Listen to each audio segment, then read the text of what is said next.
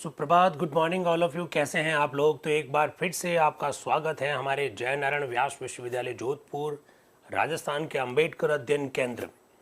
हम लोग आयोजित कर रहे हैं एक विशेष प्रकार की कार्यशाला। जैसा कि इस मंच से कई बार आपको बताया गया, संविधान सभा के विभिन्न सत्रों पर हम लोग हूबहू चर्चा करने की कोशिश करते हैं और अब तक हम लोग चर्चा कर चुके हैं संविधान सभा के 7 सत्रों पर। संविधान सभा का 8वां जो सत्र है वो 16 मई से 16 जून 1949 के बीच हुआ। एक महीने तक ये जो सत्र चला उस पर हम लोग चर्चा अभी कर रहे हैं। आज है 3 जून 2024। 3 जून 1949 को संविधान सभा में जो हुआ उस पर हम लोग आज बात करने वाले हैं। मेरे जो जूम के साथी और जो यूट्यूब के जो साथी है उन सबका मैं हार्दिक स्वागत करता हूं, अभिनंदन करता हूं और सीधे ले चलते हैं आपको संविधान सभा के उस हॉल में जहां डॉक्टर राजेंद्र प्रसाद जी की अध्यक्षता में 3 जून 1949 की सुबह 8 बजे संविधान सभा की बैठक हुई। उस बैठक में आज क्या होने वाला है, हल्का सा संकेत मैं जैसा हमेशा देता हूं ठीक उसी तरह से संकेत आपको दे देता हूं ताकि हमारे जो यूट्यूब के जो नए साथी जो जुड़ते हैं उनको बात समझ में आ सके। हम लोग डिस्कस कर रहे हैं राज्यपाल के संदर्भ में। राज्यपाल से डिस्कस करते करते हम पहुंचे हैं मंत्रिपरिषद पर।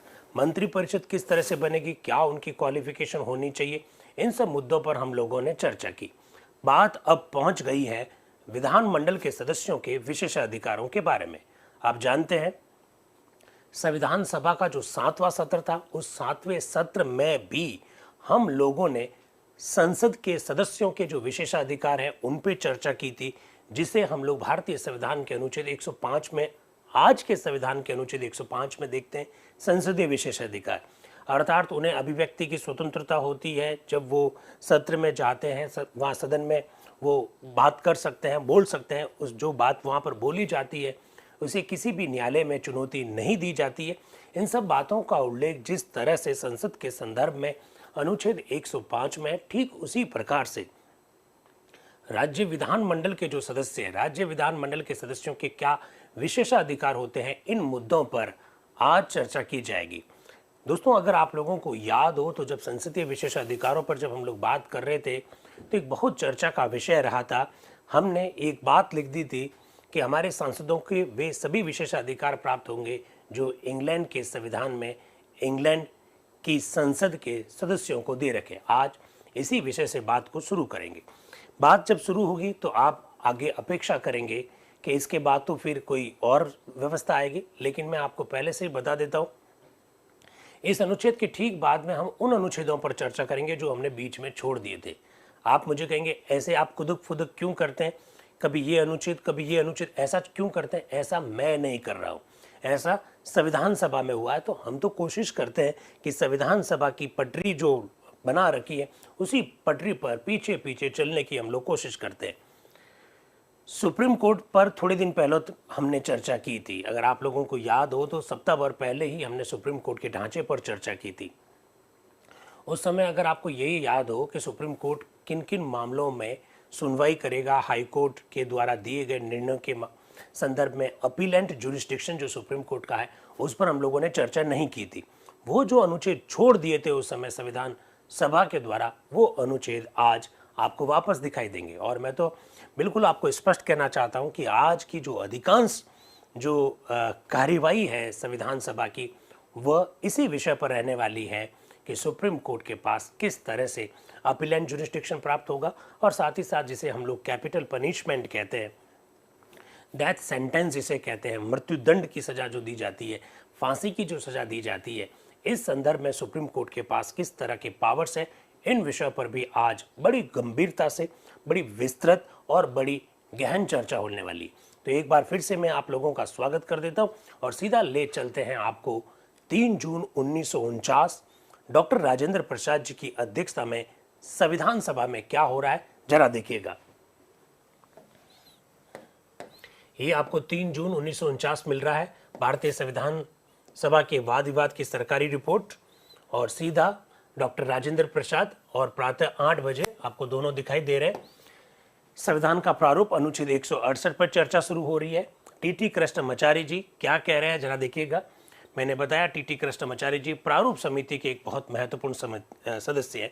मेरे जो यूट्यूब के जो साथी है बड़ा ध्यान से सुनिएगा। टी कृष्णमाचारी जी आपको दिखाई देंगे, अल्लादी कृष्णा स्वामी अय्यर आपको दिखाई देंगे, ये सब प्रारूप समिति के सदस्य हैं। क्या कह रहे हैं, इसके पूर्व की अनुच्छेद 168 पर चर्चा की जाए। मैं अध्यक्ष महोदय का ध्यान इस ओर दिलाना चाहता हूं कि एक संशोधन इस आशय का है कि एक नवीन अनुच्छेद 168A प्रविष्ट किया जाए। अनुच्छेद 168 से संबंधित दोनों संशोधन अर्थात संशोधन 2440, 2441 के फलस्वरूप ये प्रश्न उठता है। ऐसी बात टी कृष्णमाचारी जी कह रहे हैं। अध्यक्ष आप क्या कह रहे हैं, मैं ये विचार कर रहा था कि इसे संशोधन संख्या 2441 के साथ उठाया जाए। यदि इससे स्थगित किया जा रहा है तो ये ठीक है, इस प्रकार की व्यवस्था अध्यक्ष आप दे रहे हैं, तो ये बात भी आपको मालूम होनी चाहिए। लेकिन नजरुद्दीन जी अहमद साहब कुछ और कहना चाह रहे हैं। वो संशोधन संख्या के बारे में जब अध्यक्ष साहब कुछ बोल रहे हैं कि 2034, 2434, 2435, 2436, ये सब बातें मैं आपको चाहता हूं तो स्किप कर सकता हूं, लेकिन फिर भी इसके बावजूद भी हम लोग इन मुद्दों को इसलिए ले रहे हैं ताकि आपके कानों में ये बातें पड़े कि इतने इतने संशोधन आए थे, कौन कौन से संशोधनों को रखने की परमिशन दी गई, इवन आपको ये भी मालूम पड़े कि कौन से संशोधन में क्या समस्या थी जिस वजह से उन्हें रखने के लिए परमिशन नहीं दी गई। मैंने इस मंच से आपके सामने कई बार ये बात रखी कि 7,600 से अधिक संशोधन आए थे, लेकिन रखे गए 2,500-3,000 के करीबी, तो 1/3 संशोधन ही रखे गए। तो इतने सारे संशोधन कहाँ चले गए, ये सब जानकारी अपने को प्राप्त होनी चाहिए। और संविधान सभा पर जब हम लोग चर्चा कर रहे हैं तो मुझे लगता है कि विशेषकर अपने को मालूम होना ही होना चाहिए। एक्चुअली में अब सही ढंग की जो चर्चा है वो स्टार्ट हो रही है article 169। When I am talking about the article 169, then मैं वर्तमान संविधान के आर्टिकल 169 की बात नहीं कर रहा, मैं बात कर रहा हूं मसौदे संविधान की। आपको ये प्रश्न मुझसे जरूर पूछना चाहिए और अपेक्षित है ये प्रश्न कि सर ये कैसे हो गया, मसौदा संविधान का जो आर्टिकल 169 है वो आज लगभग 20-25 अनुच्छेद बाद में आता है, इतना अंतर कैसे हो गया। तो you should be aware about it that initial stage में मसौदा संविधान के अंतर्गत जो आज पार्ट 2 आपको नागरिकता के संदर्भ में दिखाई दे रहा है वो नागरिकता के संदर्भ में था ही नहीं, वहां पर कोई अनुच्छेद थे ही नहीं। नागरिकता के संदर्भ में आज आपको अनुच्छेद 5 से जो 11 दिखाई देते हैं, इनिशियल स्टेज में वो जोड़े ही नहीं गए थे, वो बाद में आए थे। उस पर चर्चा बाद में आएगी, हम लोग डिस्कस करेंगे। तो यही मैं बात बताना चाह रहा हूं। एक्चुअली में जसपत राय कपूर संविधान सभा के एक मेंबर हैं, संयुक्त प्रांत यूनाइटेड प्रोविंसेस से हैं। यूनाइटेड प्रोविंसेस इसी को आजकल हम लोग उत्तर प्रदेश कहते हैं। जरा देखिएगा वो क्या कह रहे हैं। वो एक संशोधन लाना चाह रहे हैं, वो संशोधन लाना ये चाह रहे हैं कि आर्टिकल 169 के खंड 4 में a house of the legislature of A state शब्दों के बाद में आप ये लिख दीजिए और एनी कमेटी देयर ऑफ। वो एक्चुअली में बात कर रहे हैं कि राज्य विधान मंडल के जो सदस्य होंगे उनके विशेषाधिकारों के बारे में बात करना चाह रहे हैं। वो कह रहे हैं कि इस संशोधन का उद्देश्य ये है कि यदि किसी व्यक्ति से भले ही वह विधानसभा का सदस्य हो, विधान मंडल द्वारा निर्मित किसी समिति में कार्य करने अथवा उसके समक्ष उपस्थित होने के लिए कहा जाए, तो उसमें वह जो कुछ करे या कहे उस संदर्भ में उसे विशेषाधिकार प्राप्त होगा। आई थिंक आप इस बात से परिचित है कि संसद का एक सदस्य संसद में जो बोलता है एक बात, और संसद का वही सदस्य संसद की किसी कमेटी में बोलता है। एक्चुअली में जसपत राय कपूर साहब इस प्रकार का संशोधन लाना चाहते हैं कि when we are talking about the parliament privilege, तो पार्लियामेंट्री प्रिविलेज में एक समिति में बैठक में जब मेंबर भाग लेता है तो उस समय जो बात बोलता है वो भी उसका एक विशेषाधिकार होना चाहिए। इस प्रकार की बात कह रहे हैं कौन? जसपत राय कपूर साहब। यदि विधानमंडल द्वारा निर्मित समिति के समक्ष उपस्थित होने अथवा उसमें कार्य करने के लिए आमंत्रित व्यक्तियों को इस प्रकार की उन्मुक्ति प्राप्त नहीं होगी तो उनके लिए अबाध और स्वतंत्र रूप से कार्य करना कठिन हो जाएगा। वो हर बात संसद में ही थोड़ी कहता है, हर बात राज्य विधानमंडल में ही थोड़ी कहता है। वो संसद और राज्य विधानमंडल में जो विशेषाधिकार प्राप्त करता है वो विशेषाधिकार उसे संसद की या विधानमंडल की कमिटीज में जब वो पार्टिसिपेट करे तब भी उसे हासिल होने चाहिए। प्रतियोगी परीक्षा में आजकल इसी प्रकार के तो प्रश्न पूछे जाते हैं। हम और आप सोचते हैं कि संसद में उसे विशेषाधिकार होते हैं, संसद के बाहर नहीं होते। अरे संसद का जो हाउस है उसमें तो खैर विशेषाधिकार है, लेकिन संसद की किसी समिति की बैठकों में भी अगर भाग लेता है तब भी उसे कई सारे विशेषाधिकार प्राप्त होते हैं। जसपत राय कपूर साहब यही बात कहना चाहते हैं। अब संविधान सभा के अध्यक्ष अंग्रेजी में बोल रहे हैं, संशोधन संख्या 2446 और 2447 उपस्थित नहीं किए गए। अब संशोधन उपस्थित नहीं किए गए, अब आप चाहें तो इस पर विचार विमर्श कर सकते हैं। तो आते हैं एच.वी. कामत साहब। हरि विष्णु कामत साहब संविधान सभा के एक ऐसे मेंबर जिनके बारे में मैंने 50 बार इस मंच से बताया कि बहुत ही एक्टिव मेंबर है। हमारे जो यूट्यूब के जो साथी हैं वो थोड़ा सा ध्यान रखें, इस प्रकार के मेंबर्स के जो नाम आपके कानों में पड़ रहे हैं वो बहुत महत्वपूर्ण है। ऐसे प्रश्न पूछे जाते हैं, हम लोग संविधान सभा के 8 से 10 मेंबर्स के ही नाम जाने तो इससे काम नहीं चलेगा। कम से कम इस प्रकार की जब वर्कशॉप आयोजित की जा रही है तो आपके मस्तिष्क में कम से कम 125-150 नाम तो होने चाहिए और किए जा सकते हैं। व्हेन वी आर डिस्कसिंग इतना डिटेल में 167 डेज हम डिस्कशन करने जा रहे हैं तो ये सब बातें अपने को मालूम होना चाहिए। एक जने पूछ रहे हैं कि सर इसका पीडीएफ कहाँ मिलेगा। इसका पीडीएफ से आप क्या करेंगे? मुझे लगता है there is no need PDF. देखो 12-13 हज़ार पेजेस में मैंने तो इस बात को आपको कई बार बताया कि जैसे फॉर एग्जांपल ये संविधान सभा का जो 8वां सत्र है, 23 दिन की बैठक इसमें है। 23 दिन की बैठक में भी 1450 पेज है आई थिंक। आप सोचिए जरा, तो फिर आप कितने सत्रों की पीडीएफ पढ़ेंगे? ये देखिए 1448 और 1450 पेज है। 1450 पेज में तो एक सत्र है। हमको 12 सत्रों पर चर्चा करनी है। माना कि 2 सत्र ही एक दिन के हुए, लेकिन आपको याद रखना चाहिए एक सत्र 38 दिन का हुआ, एक सत्र 36 दिन का हुआ, तो एक सत्र की ऐसी 2-2 किताबें भी बनेगी। ऐसी टोटल 8 किताबें लगभग 12,000 पेजेस में हैं। तो 12,000 पेजेस का पीडीएफ कैसे पढ़ेंगे आप? उसी को रोकने के लिए हम लोग आप लोगों के सामने जो मुख्य बात है, जो मेन बात है, और लगभग ऑलमोस्ट सारी बात विद कंसेप्ट को क्लियर करते हुए हम लोग चर्चा में ला रहे हैं। उसकी वजह से यही है कि आपको सारी चीजें समझ में आ जाए। तो पीडीएफ मेरे हिसाब से इसका कोई मतलब नहीं है। एच.वी. कामत साहब एक बहुत महत्वपूर्ण विषय उठा रहे हैं। देखिए, समाचार पत्रों में जो न्यूज छपती है उसका प्रभाव आप पर पड़ता है, उसका प्रभाव हम पर पड़ता है। समाचार पत्रों में जो खबरें छपती है उसका प्रभाव हमारे संसद के सदस्यों पर पड़ता है। समाचार पत्रों में जो खबर छपती है उसका प्रभाव कोर्ट पर भी पड़ता है, जजेस पर भी पड़ता है। कई बार हमारे देश के न्यायाधीशों ने इस बात का उल्लेख किया है कि सोशल मीडिया पे जो टिप्पणियां की जाती है वो ठीक बात नहीं है। इसका मतलब वो लोग भी पढ़ते हैं, वो लोग भी देखते हैं सोशल मीडिया। आज मैंने ये अचानक समाचार पत्रों की बात क्यों कर दी? एच.वी. कामत साहब आज एक समाचार पत्र का नाम लेंगे और वो समाचार पत्र के बारे में बताएंगे कि हम जो प्रोविजन करने जा रहे हैं उन प्रोविजंस के संदर्भ में अखबारों में क्या छप रहा है। इसका मतलब दोस्तों, मीडिया का कितना जबरदस्त रोल है। मीडिया का रोल कोई अभी 8-10 साल 20 साल से नहीं हुआ है। मीडिया हमेशा से प्रभावी भूमिका में रहा है और हमारी संविधान सभा में भी मीडिया में छपी हुई खबरों के संदर्भ में चर्चा होती थी। ये मैं बताना चाह रहा हूं।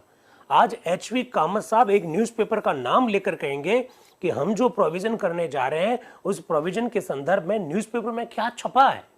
इसका मतलब है वो भी इससे प्रभावित होते थे। जरा देखते हैं क्या कह रहे हैं वो।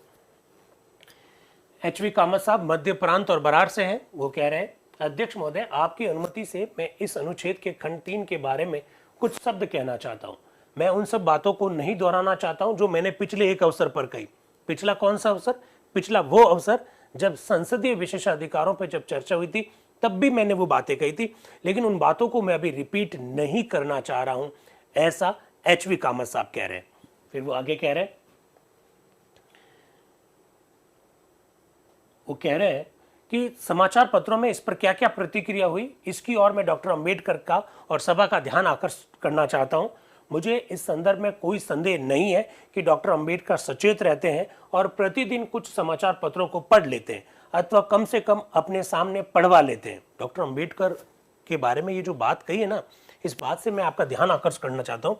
वो कह रहे हैं कि मुझे इस संदर्भ में कोई संदेह नहीं है कि डॉक्टर अंबेडकर सचेत रहते हैं और प्रतिदिन कुछ महत्वपूर्ण समाचार पत्रों को पढ़ लेते हैं अथवा कम से कम अपने सामने पढ़वा लेते हैं। ये जो बात कही गई है इसका क्या मतलब है? इस बात का क्या मतलब है? डॉक्टर अंबेडकर के पास इतना कम वक्त था, वो इतना पढ़ते थे, इतना किताबें पढ़ते थे कि उनके पास इतना कम वक्त था कि कई बार वो महत्वपूर्ण जब कार्य कर रहे होते हैं तो वो किसी को कहते हैं न्यूज़पेपर पढ़ के मुझे सुना दे ताकि मेरे कानों में पहुंच जाए कि आज अखबारों में छपा क्या है। अंदाज लगाइए हम और आप सब लोग अपना समय किस में गंवा रहे हैं? स्क्रॉल स्क्रॉल स्क्रॉल, ये देखा ये देखा ये देखा ये देखा। और वो लोग, मैं उस समय की बात कर रहा हूँ, 1949 के बारे में बात कर रहा हूँ। एच.वी. कामत साहब कह रहे हैं कि डॉक्टर अंबेडकर या तो खुद महत्वपूर्ण बातें पढ़ लेते हैं और अगर नहीं पढ़ते हैं तो वो पढ़वा लेते हैं। वाकई में इतने गजब के लोग हमारी संविधान सभा में हुआ करते थे। खैर, इस सभा में ने जैसे ही संसद के सदस्यों के विशेषाधिकार संबंधी खंड को स्वीकार किया, वैसे ही अधिकांश समाचार पत्रों ने हमने जिस ढंग से स्वीकार किया था उसकी आलोचना की। हिंदुस्तान टाइम्स जैसे कट्टरपंथी पत्र ने भी ये लिखा कि अपने देश के लिए एक लिखित संविधान का मसौदा बनाते हुए हम ये बहुत ही अनुचित बात कर रहे हैं कि हम कोई एक ऐसा कानून बनाए अथवा अपने संविधान में कोई एक ऐसी बात प्रविष्ट करे जिसका किसी अन्य देश के अलिखित संविधान से संबंध हो। सभा को यह विदित है कि ब्रिटेन का संविधान अलिखित है, भले ही ये उपबंध किसी पत्र में उल्लेखित हो। मुझे विश्वास है कि जिस समय यह खंड स्वीकार किया गया था, हमारे संविधान के पंडितों ने, हमारे विशेषज्ञों ने, डॉक्टर अंबेडकर ने, अल्लादी कृष्ण स्वामी ने, उनके विचारधारा के अन्य लोगों ने समझकर आत्मसंतोष कर लिया था कि चूंकि कॉमन सभा संसदों की जननी है, इसलिए सभा की कुछ बातों का उल्लेख करके हम संसार में सबसे उत्तम बात कर रहे हैं। एच.वी. कामत साहब थोड़े से नाराज हैं। एच.वी. कामत साहब ये कह रहे हैं कि डॉक्टर अंबेडकर और अल्लादी कृष्ण स्वामी अय्यर और हमारे संविधान के जो अन्य विशेषज्ञ लोग हैं, उन्होंने यहाँ ये लिख दिया। क्या लिख दिया आपको मालूम है ना? क्या लिखा? संसद के विशेष अधिकारों पे जब मैं चर्चा कर रहा था तब भी मैंने आपको ये बात बताई थी कि ये लिख दिया क्या कि हमारे सांसदों को वो सभी विशेषाधिकार प्राप्त होंगे जो इंग्लैंड की संसद को प्राप्त है। एच.वी. कामत साहब कह रहे कमाल की बात करते हैं आप लोग। इंग्लैंड का संविधान अलिखित है और अलिखित संविधान की हम बात का संविधान में उल्लेख कर रहे हैं कि जो इंग्लैंड की संसद के सदस्यों को जो विशेष अधिकार प्राप्त है वो भारत के संसद के सदस्यों को भी प्राप्त होंगे। अरे लिख रहे हो, वो भी दूसरे देश के संविधान का उल्लेख कर रहे हो। ये बात मैंने पिछली बार सत्र में भी आपके सामने चर्चा में लाई थी। उसी बात की ओर संकेत कर रहे हैं एच.वी. कामत साहब। एच.वी. कामत साहब तो यहां तक कहेंगे कि अगर आपको उल्लेख करना ही है कि फला फला देश के संविधान में जो अधिकार प्राप्त है वो हमारे यहाँ पर भी प्राप्त होंगे, अगर प्राप्त करना भी चाहते हो, आप लिखना भी चाहते हो, उल्लेख करना भी चाहते हो, तो कम से कम इंग्लैंड में तो अलिखित संविधान है, वहां का क्यों कर रहे हो? आप अमेरिका का संविधान का कर दो, अमेरिका का संविधान तो लिखित है। ऐसा तर्क दे रहे हैं एच.वी. कामत साहब। तो बड़ी जबरदस्त बात है और इस संदर्भ में हिंदुस्तान टाइम्स में जो खबर छपी और जो आलोचना हुई उसके बारे में वो बात कर रहे हैं एच.वी. कामत साहब। फिर नजरुद्दीन जी अहमद साहब, अध्यक्ष महोदय, मैं अभी उपस्थित अनुच्छेद के खंड 3 के बारे में कुछ शब्द कहना चाहता हूं। मैंने अनुच्छेद 85 के खंड 3 के संदर्भ में एक संशोधन की भी सूचना दी थी। वह संशोधन संख्या 1624 था। मैंने इस अनुच्छेद के संदर्भ में एक अन्य संशोधन की भी, अर्थात संशोधन संख्या 2443 की सूचना दी थी। इन खंडों में से प्रत्येक में सदस्यों के विशेष अधिकारों का उल्लेख है और कॉमन सभा की ओर संकेत किया गया है, किंतु मैंने पहले के संशोधन और इस संशोधन को भी उपस्थित नहीं किया क्योंकि मैंने ये विचार किया कि इसके कारण मसौदा समिति को बहुत परिश्रम करना पड़ेगा। इन खंडों के बारे में सबसे बड़ी आपत्ति यह है कि इसमें यह परिभाषा करने का प्रयास किया गया है कि हमारे वही विशेषाधिकार होंगे जो इंग्लैंड की कॉमन सभा के सदस्यों के। कमाल के हैं, हम भारत के संविधान का निर्माण कर रहे हैं और हम ये लिख रहे हैं कि भारत की संसद के सदस्यों या भारत के विभिन्न राज्यों के विधान मंडल के सदस्यों के वही विशेषाधिकार प्राप्त होंगे जो इंग्लैंड की कॉमन सभा के सदस्यों को है। तो ये तो बात ठीक नहीं है। ऐसी बात पहले एच.वी. कामत साहब ने कही, फिर उसी बात को नजरुद्दीन जी साहब भी दोहरा रहे हैं। ये बात भी आपको मालूम होनी चाहिए। तो संविधान सभा की ये जो चर्चा है वो आगे बढ़ रही है। फिर आ रहे हैं डॉक्टर P.S. देशमुख साहब। वो क्या कह रहे हैं जरा देखिएगा। मध्य प्रांत और बरार के हैं, जिस तरह से एच वी कामत साहब मध्य प्रांत और बरार के हैं, ठीक उसी प्रकार पीएस देशमुख साहब भी वहीं के हैं। श्रीमान, पिछले एक अवसर पर मैंने श्री कामत का समर्थन किया था और उस समय मैंने जो कुछ कहा था उसका एक शब्द भी मैं इस समय नहीं दोहराना चाहता। जहां तक इस खंड का संबंध है, मैंने एक स्पष्ट सुझाव उपस्थित करना है। यदि कॉमन सभा का उल्लेख ना किया जाए तो मुझे प्रसन्नता ही होगी। Why we are going to insert common सभा in the Constitution of India when we are going to make our constitution? तो हम दूसरे देश के संविधान का उल्लेख और दूसरे देश की पार्लियामेंट का उल्लेख यहाँ क्यों कर रहे हैं, ऐसा पीएस देशमुख साहब कह रहे हैं। किंतु यदि संभव ना हो तो मेरे एक दूसरे सुझाव पर विचार किया जाए। मुझे इस संदर्भ में कुछ भी संदेह नहीं है कि जो सुझाव मैं उपस्थित करता हूं उस पर संविधान सभा ज्यादा विचार नहीं करती है। पीएस देशमुख साहब कह रहे हैं, पहली बात मेरा ये मानना है कि आप यहाँ कॉमन सभा का उल्लेख ही मत करो, और दूसरी बात मेरी ये मानना है कि मैंने अक्सर ये देखा है, एक्चुअली वो शिकायत कर रहे हैं, पीएस देशमुख साहब एक तरह से शिकायत कर रहे हैं कि अक्सर मैंने ये देखा है कि मैं जो सुझाव उपस्थित करता हूं संविधान सभा उस पर अक्सर विचार नहीं करती है। ये एक तरह से शिकायत है पीएस देशमुख साहब की। मैं तो इसे अधिक पसंद करता कि विशेषाधिकारों के विषय पर सभा द्वारा स्वीकृत अनुच्छेद 85 के संदर्भ में विचार करते समय विचार किया जाता। इसमें कॉमन सभा का उल्लेख करने की भी आवश्यकता नहीं पड़ती और अनेक प्रकार के विशेषाधिकारों को भी समाविष्ट नहीं करना पड़ता, ऐसा पीएस देशमुख साहब अपनी बात को रखते हुए कह रहे हैं।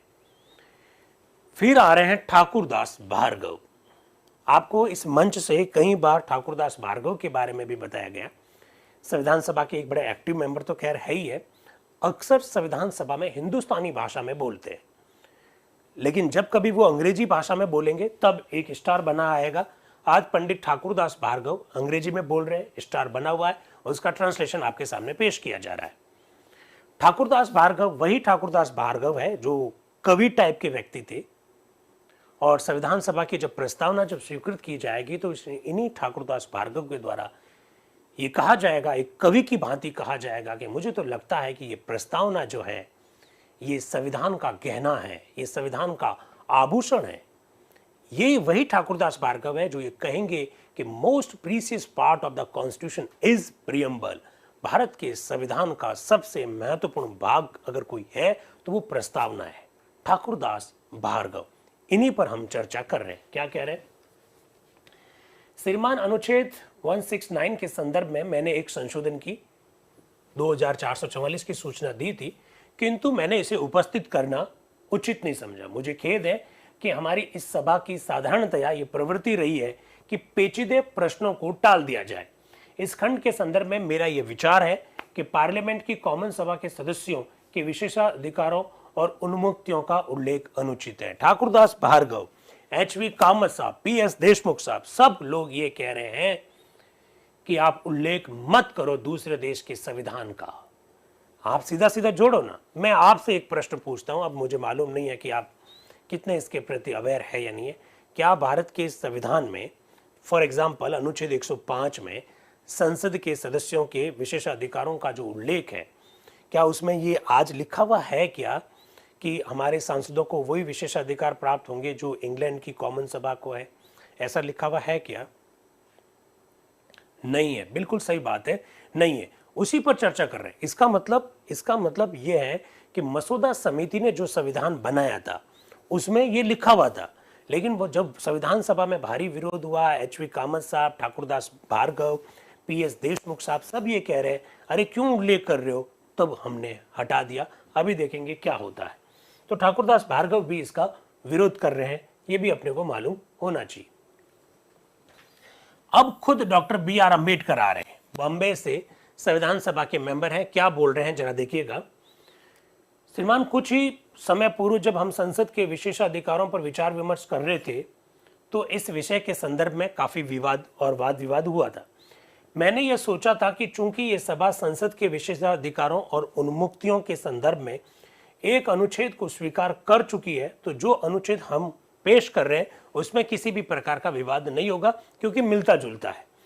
किंतु चूंकि वाद विवाद हुआ है और मेरे मित्र श्री कामत के कथना अनुसार समाचार पत्रों में भी उत्तेजना है, इसलिए मेरे लिए यह आवश्यक हो गया है कि मैं ये बताऊं कि मसौदा समिति ने ऐसा क्यों किया है।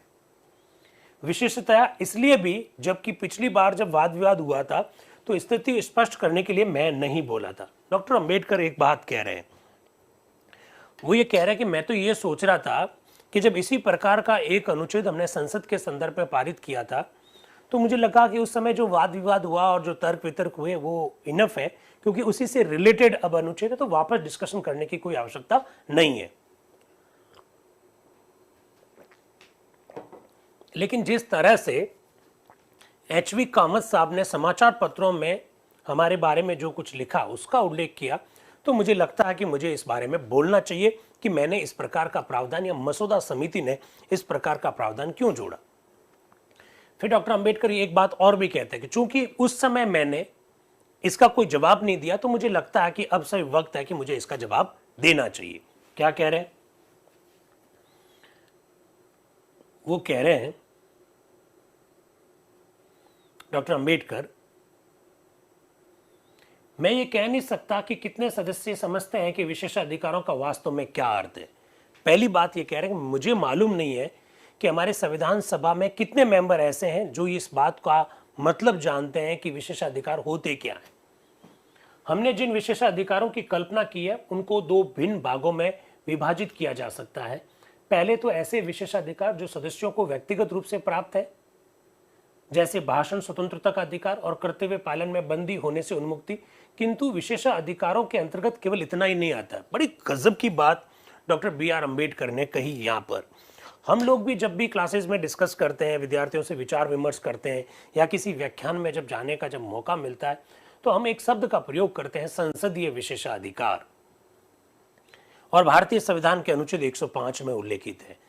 हमेशा हमको एक बात ध्यान रखनी है, विशेषाधिकार दो प्रकार के होते हैं। डॉक्टर अंबेडकर आज इसी का इशारा कर रहे हैं। एक, मैं सांसद हूं इसलिए मेरे विशेषाधिकार व्यक्तिगत रूप से, और एक संसद का विशेषाधिकार, पूरा सामूहिक रूप से संसद का विशेषाधिकार। ये दो बातें होती है, उसी की ओर डॉक्टर अंबेडकर संकेत कर रहे हैं। जैसे ही वो ऐसा बोल रहे होते हैं कि पी.एस. देशमुख साहब बीच में बोल रहे हैं, हम ना विशेषाधिकारों की गणना करना चाहते हैं और ना ही उनके प्रयोग के संदर्भ में कोई भाषण चाहते हैं। हम केवल ये जानना चाहते हैं कि संविधान में उनका समावेश करना संभव है या नहीं है। प्रश्न ये है, कितने प्रकार के विशेषाधिकार हैं ये हमको मत बताओ, पी.एस. देशमुख साहब कह रहे हैं। अंबेडकर क्या जवाब दे रहे हैं, देखिए। मैं ये बता रहा हूं, अध्यक्ष साहब कह रहे हैं अरे वो इसी प्रश्न पर चर्चा कर रहे हैं। अध्यक्ष साहब ने बीच में रोका और वो कहा कि देशमुख साहब वो इसी प्रश्न पर चर्चा कर रहे हैं। फिर अंबेडकर बोलते हैं खुद, मैं ये बता रहा हूं कि कठिनाई क्या है। यदि हमें इन दो बातों अर्थात भाषण की स्वतंत्रता और बंदी होने से उन्मुक्ति पर ही विचार करना होता तो इनका उल्लेख अनुच्छेद में बड़ी आसानी से किया जा सकता था और हमें कॉमन सभा का उल्लेख करने की आवश्यकता ही नहीं पड़ती। किंतु संसद के संदर्भ में हम जिन विशेषाधिकारों की चर्चा करते हैं वे पूर्व कथित दो विशेषाधिकारों से जो सदस्यों को केवल व्यक्तिगत रूप से प्राप्त होते हैं कहीं अधिक विस्तृत है। बड़ी गजब की बात आज डॉक्टर अंबेडकर कर रहे हैं। डॉक्टर अंबेडकर कह रहे हैं कि अगर भाषण की स्वतंत्रता सदस्यों को होनी चाहिए और सदस्य जब संसद की बैठकों में भाग लेना है तब उन्हें गिरफ्तार नहीं किया जाए, अगर ये दो अधिकारी होते तो मैं सीधा डायरेक्ट अनुच्छेद में लिख देता। लेकिन इससे बहुत ज्यादा है संसदीय विशेषाधिकार। डॉक्टर अंबेडकर ऐसा कह रहे हैं। क्या कह रहे हैं? उदाहरण के तौर पर संसद को कुछ ऐसे विशेषाधिकार प्राप्त होते हैं जो जनसाधारण को प्राप्त नहीं होते और ऐसे भी अधिकार प्राप्त होते हैं जो सदस्यों को व्यक्तिगत रूप से प्राप्त नहीं होते। उदाहरण के तौर पर कॉमन सभा की शक्तियों और विशेषाधिकारों के अधीन संसद को इसकी स्वतंत्रता है कि वह किसी नागरिक को संसद की अवमानना के लिए दंड दे, और जब यह विशेषाधिकार प्रयोग किया जाता है तो न्यायालय का कोई क्षेत्राधिकार नहीं रहता है। क्या गजब की बात कही। डॉक्टर अंबेडकर कह रहे हैं कि व्यक्तिगत विशेषाधिकार और संसद के विशेषाधिकार में फर्क है। व्यक्तिगत विशेषाधिकार संसद के सदस्य होने के नाते मिलते हैं, लेकिन संसद सामूहिक रूप से भी विशेषाधिकार रखती है। जैसे वो उदाहरण दे रहा है कि कोई भी व्यक्ति अगर संसद की अवमानना करता है, बहुत ध्यान से सुनिए, बड़ा कंसेप्ट है, कोई भी व्यक्ति यदि संसद की अवमानना करता है तो संसद को इस बात का पावर है कि संसद उसे सजा दे सकती है, और संसद ने अगर उसे सजा दे दी तो किसी भी न्यायालय में आप अपील नहीं कर सकते हो। यह होता है संसदीय विशेषाधिकार, जो कि एक सांसद के व्यक्तिगत अधिकार से भी बड़ा होता है, ऐसा डॉक्टर अंबेडकर कहना चाह रहे हैं। फिर वो आगे कह रहे हैं, इसके अतिरिक्त संसद को इसकी भी स्वतंत्रता है कि वह संसद के किसी सदस्य के विरुद्ध जिसने कोई ऐसा कार्य किया हो जिससे संसद का अवमानना होती है, वो कार्रवाई करे। ये प्रश्न बहुत महत्वपूर्ण है। उदाहरण के तौर पर बंदी करने का प्रश्न, किसी नागरिक को ऐसा कार्य करने के लिए बंदी करने के अधिकार की जिसे संसद अपना अवमानना समझती है, आसानी से परिभाषा नहीं की जा सकती। ये कहना भी नहीं कि सदस्यों के व्यक्तिगत रूप से किए हुए किन कार्यों को संसद ने अवमानना माना है। अब ठाकुरदास भार्गव बोल रहे हैं, हमारी दिलचस्पी केवल सदस्यों के विशेषाधिकार से है, न कि संसद के विशेषाधिकारों से। ठाकुरदास भार्गव वापस प्रश्न कर रहे हैं कि you are talking about the parliamentary privilege and we are talking about the only privilege of the member of the parliament. आप संसद के विशेष अधिकारों की बात कर रहे हैं, हम तो केवल संसद के एक सदस्य के क्या व्यक्तिगत अधिकार होते हैं उसकी बात कर रहे हैं, ऐसा ठाकुरदास भार्गव कह रहे हैं। तो डॉक्टर अंबेडकर क्या जवाब दे रहे हैं वो जरा देखिएगा। मुझे कहने दीजिए, जैसा कि मैं कह चुका हूं, इसकी परिभाषा करना कोई आसान नहीं है कि किन कार्यों के बारे में यह कहा जा सकता है कि उससे संसद का अवमान होता है। इसके लिए बहुत विचार विमर्श और परीक्षा की आवश्यकता होगी। इसी कारण हमने इन विशेषाधिकारों और उन्मुक्तियों की गणना करना उचित नहीं समझा। किंतु इस संदर्भ में मुझे कुछ भी संदेह नहीं है, और मुझे विश्वास है कि मसौदा समिति को भी कुछ संदेह नहीं है कि संसद को कुछ विशेषाधिकार प्राप्त होने चाहिए, जबकि संसद की मानहानि और निराधार आलोचना हो सकती है, जिसके फलस्वरूप इस देश के संसदात्मक संस्थाओं का बहुत अपमान होगा और लोग उसके प्रति श्रद्धा नहीं रखेंगे। यद्यपि उसका हित साधन करने वाली इस संसदात्मक संस्थाओं का उन्हें आदर करना चाहिए। अब डॉक्टर अंबेडकर यहां एक महत्वपूर्ण प्रश्न उठा रहे हैं।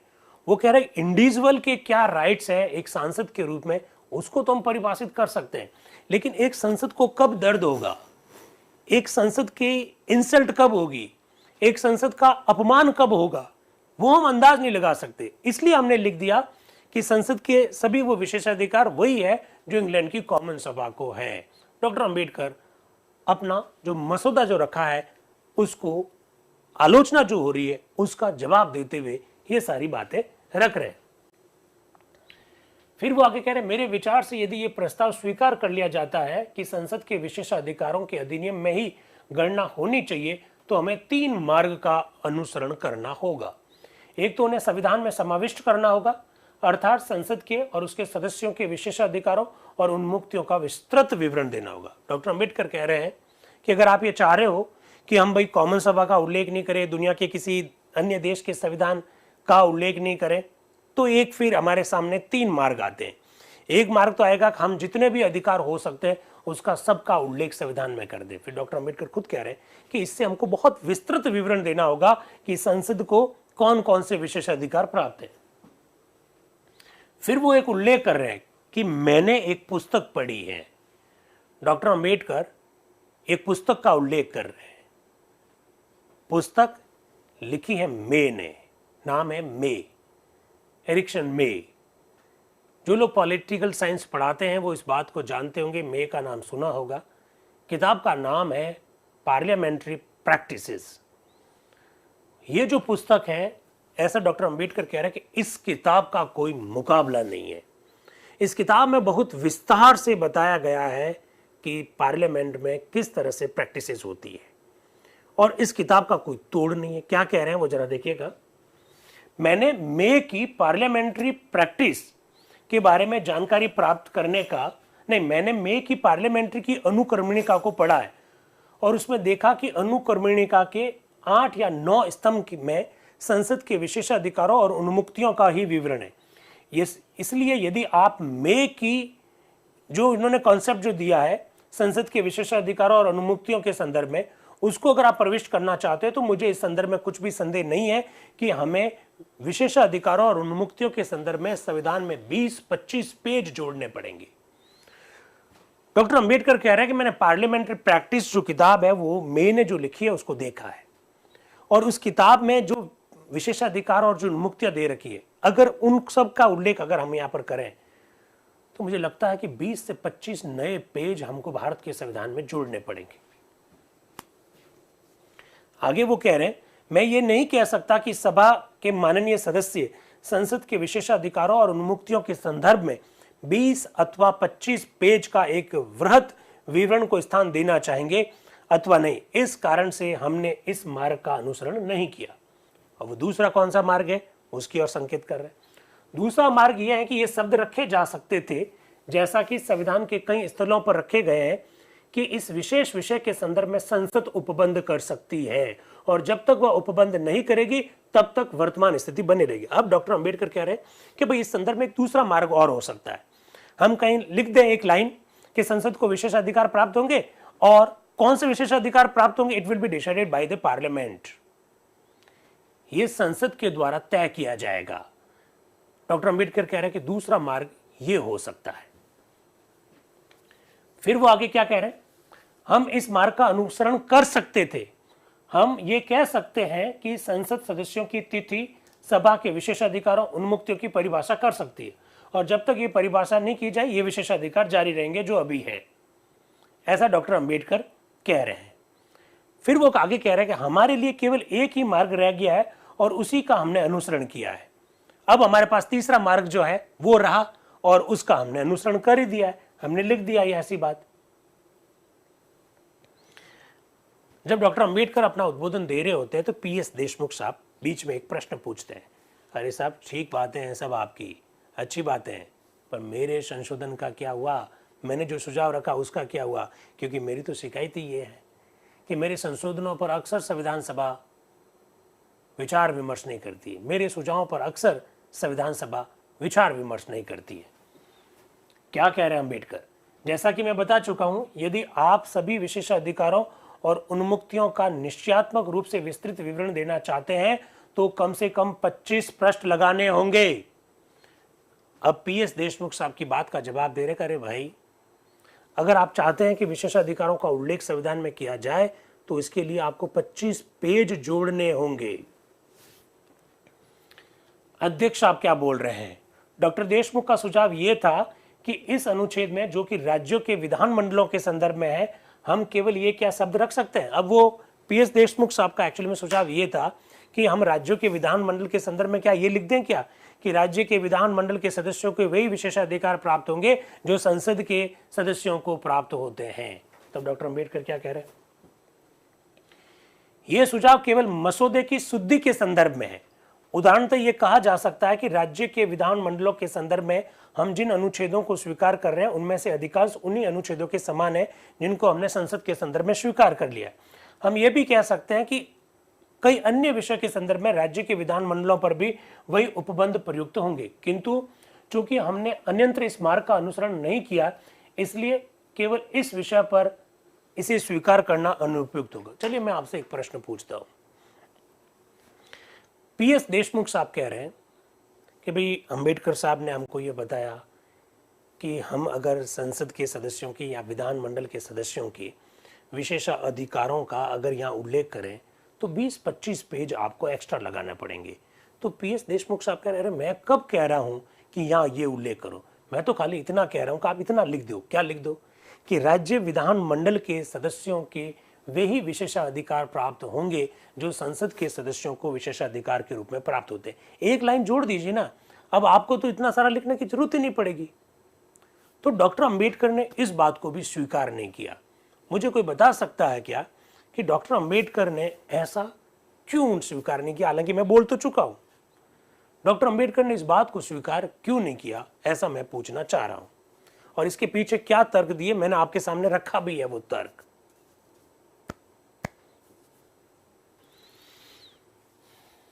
बड़ा सिंपल सा जवाब है, डॉक्टर अंबेडकर ने खुद ने अभी बोला है।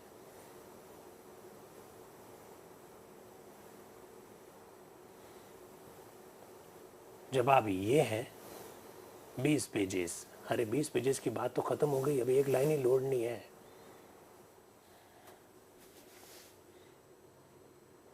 सिंपल सी बात है, डॉक्टर अंबेडकर ये कह रहे हैं कि अगर हमने यहां ये लिख दिया कि राज्य के विधानमंडल के सदस्यों के वही विशेषाधिकार होंगे जो संसद के सदस्यों को प्राप्त है, तो इस प्रकार की बातें तो सारे अनुच्छेदों के ऊपर लागू हो जाएगी।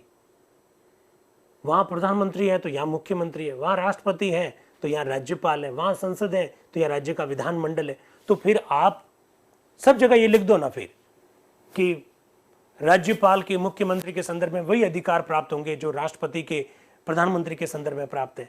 फिर जब राज्य की मंत्रिपरिषद आएगी तो लिख दो ना मंत्रिपरिषद के बारे में, मंत्रिपरिषद वैसी ही होगी जैसे कि केंद्र में मंत्रिपरिषद है। डॉक्टर अंबेडकर ने कहा एक अनुच्छेद से हम इतना अनुराग क्यों कर रहे हैं? एक अनुच्छेद में हम ये लिखें कि वही विशेष अधिकार प्राप्त होंगे जो संसद के सदस्यों को है, तो ऐसी स्थिति में सारे अनुच्छेदों को फिर लिखने की जरूरत ही नहीं है। फिर हम राज्यों के संदर्भ में अनुच्छेद इतने लिख ही क्यों रहे हैं? आप देखेंगे भारत के संविधान के 395 अनुच्छेदों को अगर आप पढ़ेंगे तो 40 से 45 ऐसे अनुच्छेद है। मैं यही बताना चाह रहा हूं हमारी संविधान सभा की इस बहस पर जब हम लोग खूब चर्चा कर रहे हैं, तो 40 से 50 ऐसे अनुच्छेद हैं जो केंद्र सरकार से मिलते जुलते हैं।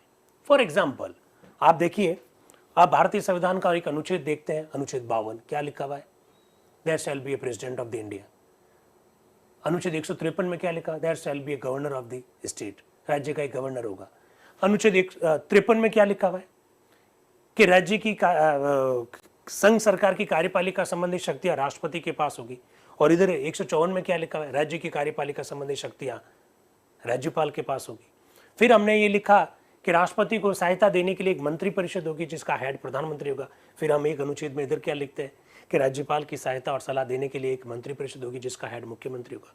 फिर हम एक अनुच्छेद में क्या लिखते हैं कि राष्ट्रपति मंत्रियों को नियुक्त करेगा, राष्ट्रपति मुख्यमंत्री को नियुक्त करेगा, प्रधानमंत्री को नियुक्त करेगा। फिर ऐसा ही एक अनुच्छेद यहाँ पर पाया। तो डॉक्टर अंबेडकर कह रहे हैं 40-50 अनुच्छेद ऐसे हैं भाई, तो फिर तो कोई मतलब ही नहीं रहेगा। जैसे फॉर एग्जाम्पल एक मेरा भाई बता रहा है 76 और 165 महान्यायवादी और महाधिवक्ता, तो उन्होंने कहा कि जब हम पूरा का पूरा राज्य के संदर्भ में नए अनुच्छेद लिख रहे हैं, 40-50 अनुच्छेद लिख रहे हैं, तो ऐसी स्थिति में एक अनुच्छेद के लिए ये लिखना कि ये वही होगा जो वही होगा, तो ठीक बात नहीं है।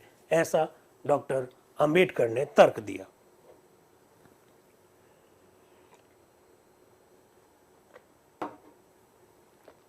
मेरा YouTube का एक साथी भी SR भी ठीक कह रहा है, बिल्कुल ठीक है। हाँ, सब अलग अलग अनुच्छेद है भाई, संसद के संदर्भ में अलग अनुच्छेद है, राज्य विधानमंडल के संदर्भ में अलग अनुच्छेद है। और आपको भूलना भी नहीं चाहिए, कई सारे अंतर भी है। जैसे महान्यायवादी और महाधिवक्ता के एक अंतर के बारे में मैंने चर्चा की थी। मैंने कहा कि महान्यायवादी को राइट टू ऑडियंस प्राप्त होता है, जबकि महाधिवक्ता को राइट टू ऑडियंस नहीं है। जैसे मैंने कहा कि राष्ट्रपति के पास, राष्ट्रपति तीनों सेनाओं का सुप्रीम कमांडर होता है, इस प्रकार की बात राज्यपाल के संदर्भ में नहीं है।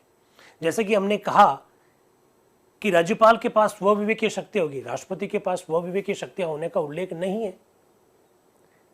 याद है, जैसे कि आप लोगों ने 7वें सत्र में पढ़ा कि जब एक सदन बिल को पारित कर दे और दूसरे सदन में बिल जाए और दूसरा सदन अगर बिल को पारित करने से मना कर दे, तो ऐसी स्थिति में दोनों सदनों की संयुक्त बैठक बुलाई जाती है। ऐसा अनुच्छेद 108 में लिखा हुआ है। क्या स्टेट लेवल पर संयुक्त बैठक के प्रावधान है क्या?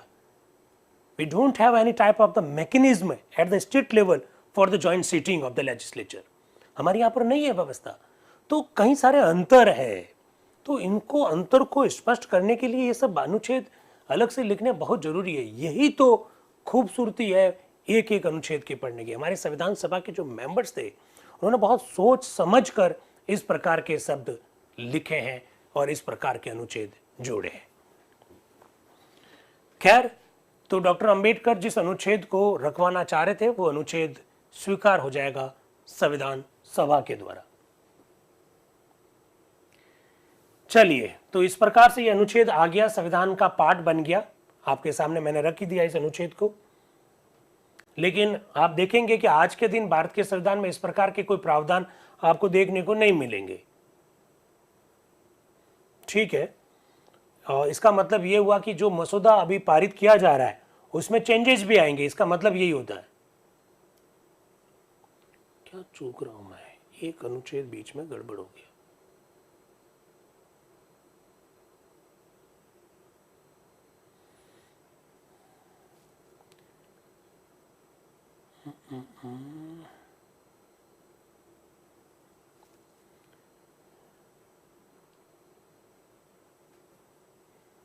न्यायपालिका का अनुच्छेद 1 थोड़ा सा ऊपर नीचे हो गया है, मुझे ऐसा लग रहा है। यस, ये आ गए, ये अनुच्छेद आ गए। अब एक्चुअली में इस पोर्शन को छोड़ दिया जाएगा यहीं पर, और अब आएंगे सुप्रीम कोर्ट से संबंधित कुछ अनुच्छेद जो पहले की चर्चा में लाए जाने थे, उस पर चर्चा स्थगित जो कर दी गई थी, उन अनुच्छेदों को वापस लाया जा रहा है आपके सामने। अनुच्छेद 109 है, डॉक्टर अंबेडकर उसमें कुछ संशोधन चाहते हैं। वो कह रहे हैं कि if in so far as के शब्दों के स्थान पर ये लिख दीजिए if and in so far as, ऐसा वो कह रहे हैं। फिर टीटी कृष्णमाचार्य जी जो कि प्रारूप समिति के मेंबर है, वो भी कुछ लेकर आए हैं। वो क्या कह रहे हैं? अध्यक्ष महोदय, मैं संशोधन संख्या 1898 उपस्थित करता हूं जो मेरे नाम से है। मैंने बार बार आप लोगों को यह बात कही कि संशोधन केवल संविधान सभा के वे सदस्य जो मसौदा समिति में नहीं थे वे ही नहीं रख रहे हैं, बल्कि मसौदा समिति के लोग भी संशोधन रख रहे हैं। संशोधनों का जवाब देने का काम केवल डॉक्टर अंबेडकर का ही नहीं है, कई बार कुछ अन्य मेंबर्स भी जवाब देते हैं, ऐसा भी मैंने कहा। और कई बार संशोधन खुद डॉक्टर अंबेडकर भी रखते हैं। डॉक्टर अंबेडकर की अध्यक्षता वाली मसौदा समिति ने जो ड्राफ्ट बनाया, उस ड्राफ्ट को संविधान सभा में रख दिया। अब वे भी समय के बाद में कुछ चेंजेस करते हैं, कभी डॉक्टर अंबेडकर रखते हैं तो कभी आप देखते हैं टीटी कृष्णमाचार्य जी रख रहे हैं। इसका मतलब ये है, टीटी कृष्णमाचार्य जी क्या कह रहे हैं? Provided that the said jurisdiction shall not extend to a dispute to which any state is a party if the dispute, actually में ये अनुच्छेद वो आ रहा है जिसके अंतर्गत सुप्रीम कोर्ट में किन मामलों में अपील की जा सकती है। ऐसे मामले आप लोग जानते हैं, सुप्रीम कोर्ट का अगर आपने जुरिस्डिक्शन देखा है तो I think you are aware about the article 131 which is related to original jurisdiction of the Supreme Court, and I think you are aware about the article 132 to 136 which are related to the appellant jurisdiction of the Supreme Court। अनुच्छेद 131 को अगर आप देखते हैं तो क्या लिखा हुआ है? 2 या 2 से अधिक राज्यों के बीच में कोई विवाद हो जाए, एक राज्य और के संघ सरकार के बीच में विवाद हो जाए, 2 या 2 से अधिक राज्यों का संघ सरकार के साथ विवाद हो जाए, that is related to the original jurisdiction of the supreme court. और 132 से लेकर 136 तक अपीलेंट जुरिस्डिक्शन से जुड़े हुए ये सब बातें आप लोग जानते हैं, उसी पर चर्चा हो रही है, उसी के संदर्भ में संशोधन लाया जा रहा है। ब्रजेश्वर प्रसाद जो कि बिहार से है, वो क्या कह रहे हैं? ब्रजेश्वर प्रसाद का नाम भी मैंने कई बार लिया, थोड़ा याद रखिएगा उनको भी। अध्यक्ष महोदय, मैं अनुच्छेद 109 का विरोध करने के लिए खड़ा हुआ हूं। मैं तो पूरा अनुच्छेद 109 का ही विरोध कर रहा हूं। मुझे उन्हीं तर्कों को फिर से दोहराने में कभी भी संकोच नहीं होता है, क्योंकि मेरी ये धारणा है कि संभवतः उन्हें दोहराने से कुछ प्रभाव पड़े और एकात्मक शासन प्रणाली के पक्ष में मत परिवर्तन हो जाए। इस अनुच्छेद के अधीन सुप्रीम कोर्ट को जो पावर दी गई है उसे प्रदान करने के मैं पक्ष में नहीं हूं। एक्चुअली मैं ब्रजेश्वर प्रसाद सुप्रीम कोर्ट को जिस तरह की पावर दी जा रही है उसके वो पक्ष में नहीं है, और मुझे लगता है थोड़ी देर बाद में तो आप देख भी लेंगे, वो कहेंगे मैं तो सुप्रीम कोर्ट के ही पक्ष में नहीं हूं। जरा देखिएगा, भारत सरकार को 2 राज्यों के किसी विवाद का निर्णय करने की शक्ति हमेशा से ही प्राप्त रही है। मैं इसे अच्छी प्रकार समझता कि संघीय शासन में उच्चतम न्यायालय का स्थान क्या है, किंतु मैं संघीय शासन और उच्चतम न्यायालय दोनों के विरुद्ध हूं। मैं संघीय शासन और उच्चतम न्यायालय दोनों के विरुद्ध हूं। मेरी यह धारणा है कि यदि 2 राज्यों के बीच संघर्ष हो तो भारत सरकार को इस संदर्भ में निर्णय करना चाहिए। According to Brajeshwar Prasad, there should be no role of the Supreme Court। अगर एक राज्य और केंद्र सरकार का विवाद हो या 2 राज्यों के बीच में विवाद हो, there should be no role of the Supreme Court according to Brajeshwar Prasad. He is saying, वो कह रहे हैं it should be decided by the government of India। Bharat सरकार के द्वारा डिसाइड किया जाना चाहिए, इन विवादों का निपटारा भारत सरकार द्वारा होना चाहिए, ऐसा ब्रजेश्वर प्रसाद कह रहे हैं। फिर आ रहे ए थानू पिल्ले, ये त्रावणकोर से हैं, केरल। वो क्या कह रहे हैं? अध्यक्ष महोदय, टीटी कृष्णमाचार्य ने जो संशोधन उपस्थित किया है मैं उसका समर्थन करता हूं। हम ये देखते हैं वो एक्चुअली में इसका समर्थन कर रहे हैं। किस बात का समर्थन कर रहे हैं? कि सुप्रीम कोर्ट के पास इस प्रकार का जुरिस्डिक्शन होना चाहिए कि 2 या 2 से अधिक राज्यों के बीच में विवाद उत्पन्न हो तो उसका निपटारा सुप्रीम कोर्ट करे। मेरा आप लोगों से एक प्रश्न है,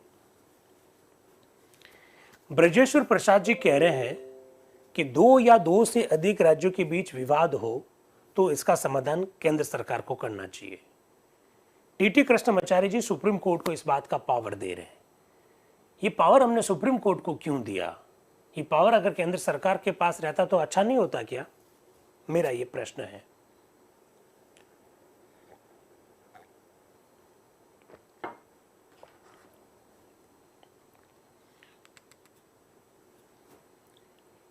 अच्छा नहीं होता क्या?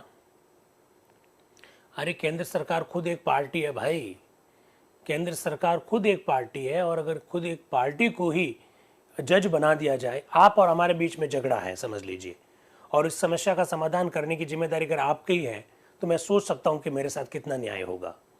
आप और मेरे बीच में अगर किसी प्रकार का झगड़ा है तो किसी तीसरे पक्ष को एज ए न्यायाधीश काम करना चाहिए ना, पक्षपात से बचाने के लिए, निष्पक्षता से निर्णय लेने के लिए। इस प्रकार की व्यवस्था होनी चाहिए, इसी की बात कर रहे हैं। खैर, डॉक्टर बी आर अम्बेडकर खुद कह रहे हैं कि मैं टीटी कृष्णमाचार्य जी ने जो कुछ कहा मैं उनका समर्थन करता हूं, मुझे खुद इसके बारे में कुछ भी नहीं कहना है, और इस प्रकार से जो टीटी कृष्णमाचार्य जी ने जो संशोधन रखा वो संशोधन स्वीकार कर लिया जाएगा, और सुप्रीम कोर्ट का जो ओरिजिनल जुरिस्डिक्शन अनुच्छेद 131 में आपको जो दिखाई दे रहा है वो अनुच्छेद 109 में यहाँ पारित हो रहा है, आप देख सकते हैं। इसके बाद में आता है अनुच्छेद 110, और अनुच्छेद 110 के संदर्भ में ठाकुरदास भार्गव का नाम लिया गया। ठाकुरदास भार्गव क्या कह रहे हैं? श्रीमान, एक नवीन अनुच्छेद अर्थात अनुच्छेद 109 क को प्रविष्ट करने के उद्देश्य से मैंने संशोधन संख्या 182 और 183 की सूचना दी। मैं आपसे प्रार्थना करता हूं कि मुझे इसे स्थगित रखने की आज्ञा दी जाए। अध्यक्ष ने कहा स्थगित रख लो, कोई इशू नहीं है। अब अनुच्छेद 110 क्या है? अनुच्छेद 110, राज बहादुर साहब संविधान सभा में कहां से मेंबर थे, जरा बताइए। हाँ, नरेंद्र भाई सही कह रहे हैं, अगर केंद्र सरकार के पास ही सारा पावर होता तो वो मनमानी कर लेती। बिल्कुल ठीक कह रहे हैं, अपने हिसाब से मनमानी कर लेती। राज बहादुर साहब संविधान सभा में मेंबर कहां से?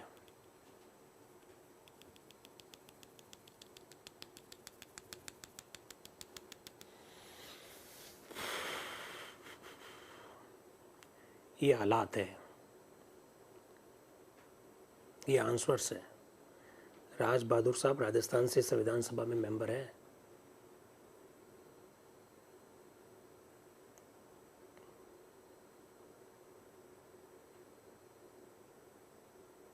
सांसद रहे हैं भरतपुर से। अब क्या हो, जब चिड़िया चुग गई खेत, गूगल कर दिया। अरे गूगल के भरोसे हम सब विकलांग होते जा रहे हैं। कुछ चीजें मेमोरी में भी तो रखिए।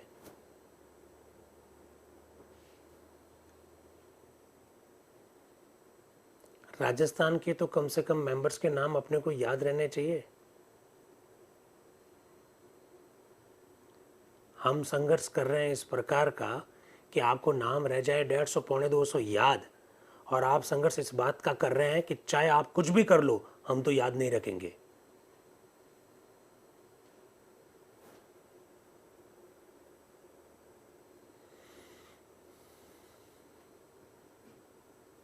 खैर,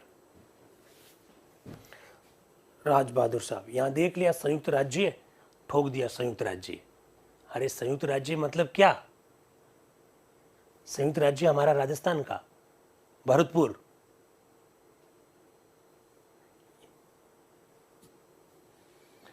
अध्यक्ष महोदय, आपकी अनुमति से मैं ये प्रस्ताव उपस्थित करता हूं। क्या उपस्थित करता हूं? कि अनुच्छेद 110 के खंड 1 में ए स्टेट किसी राज्य शब्द के स्थान में द टेरिटरी ऑफ इंडिया शब्द रख दिया जाए, ऐसा वो कह रहे हैं। और उसके वो दो कारण बता रहे हैं, क्योंकि हमने इनिशियल स्टेज में आपको मालूम होगा कि राज्य के जो प्रकार क, ख, ग और ग इस प्रकार से बताए गए थे। खैर, अब नजरुद्दीन जी अहमद साहब क्या कह रहे हैं? श्रीमान, मैं आपकी अनुमति से संशोधन संख्या 1904 और 1907 को एक साथ उपस्थित करना चाह रहा हूं। क्या उपस्थित करना चाह रहा हूं? As to the interpretation of this constitution, इस संविधान का निर्वचन शब्द निकाल दिया जाए। चलिए और प्रश्न पूछता हूं, अभी मालूम तो पड़े कि हमारी स्थिति क्या है। ऐसा कहीं कॉन्स्टिट्यूशन में आज के दिन लिखा हुआ है कि संविधान का निर्वचन, इंटरप्रिटेशन ऑफ द कॉन्स्टिट्यूशन, इस प्रकार की शब्दावली लिखी हुई है क्या कॉन्स्टिट्यूशन में? कि सर आप अगर इस तरह से करेंगे तो फिर ठीक है, कल से हम आएंगे ही नहीं। कहाँ लिखी हुई है? हाँ, तो बोल दिया। अगर आप 132 से लगाकर 136 तक अनुच्छेद देखेंगे तो ऐसे कुछ मामले होते हैं जिसमें संविधान की व्याख्या निहित होती है। उन मामलों में सुप्रीम कोर्ट में अपील की जा सकती है, ऐसा कॉन्स्टिट्यूशन में लिखा हुआ है। अब अनुच्छेद 132, 133, 134 पढ़िए, उसमें साफ साफ लिखा हुआ है interpretation of the Constitution of India. भाई, interpretation of the Constitution of India is a responsibility of the supreme Court. ये कहाँ है? ये 132 से 36 देखिए, वहां लिखा हुआ है।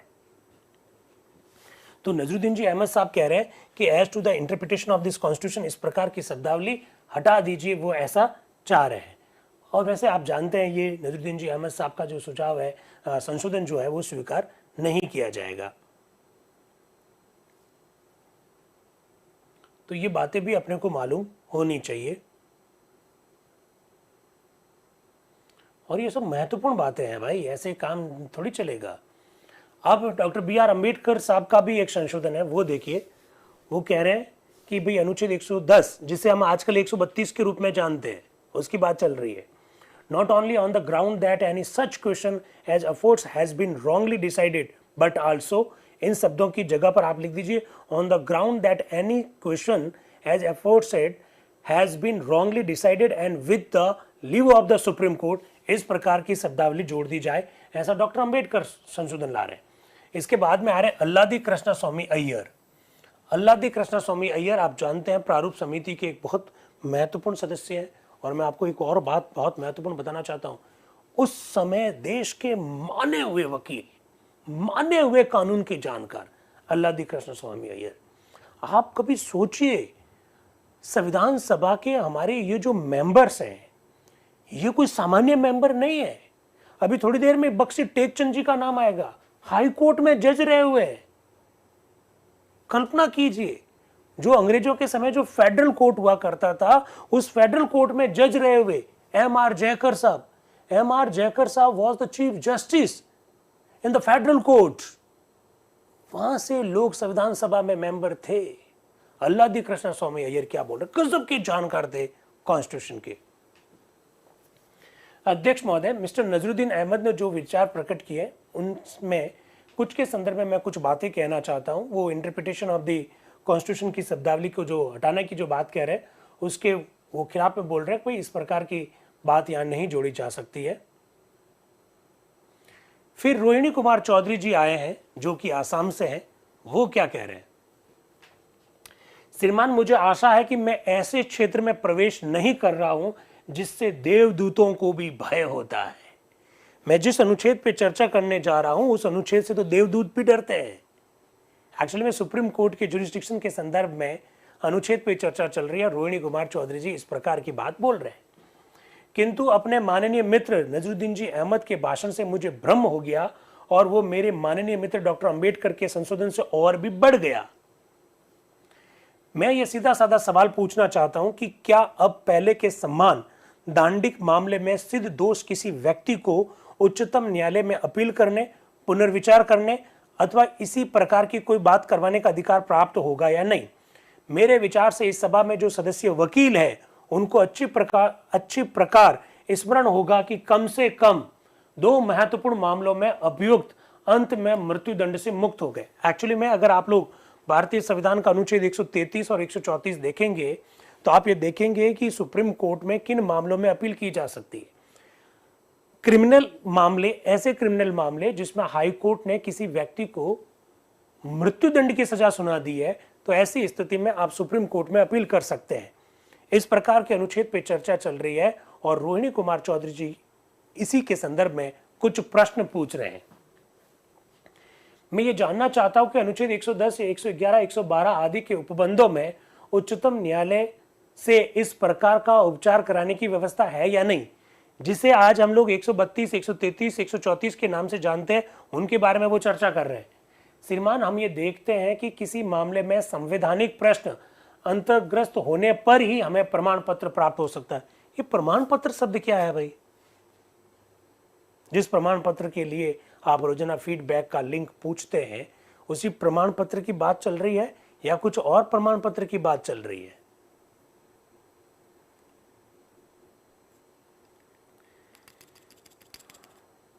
अगर आप हाई कोर्ट के किसी निर्णय के विरुद्ध सुप्रीम कोर्ट में अपील करना चाहते हैं तो इसके लिए आपको सर्टिफिकेट लेना होगा हाई कोर्ट से।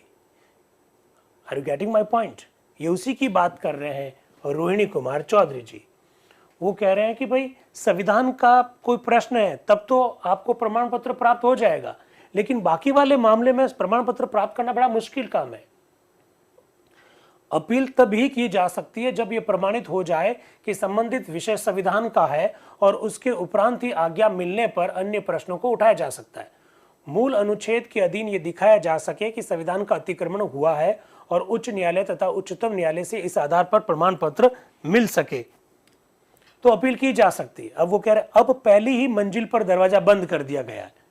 आप अपील का प्रोविजन कर रहे हो कि भाई हाई कोर्ट के निर्णय के खिलाफ में आप सुप्रीम कोर्ट में अपील कर सकते हो, लेकिन साथ में क्या लिख दिया आपने? You will have to get certificate from the high court. If you want to appeal in the supreme court then firstly you should have a certificate होना चाहिए। If you don't have certificate from the high court then you can't appeal in the supreme court. Rohini Kumar Chaudhary ji कह रहे हैं अरे ये तो आप appeal का दरवाजा ही बंद कर रहे हो। एक तरह से ये आप एक तरह से क्या कर रहे हो? दरवाजा ही बंद कर रहे हो। अब पहली ही मंजिल पर दरवाजा बंद कर दिया। ये पता लगाना बहुत कठिन है कि किन मामलों में संविधान का अतिक्रमण हुआ है।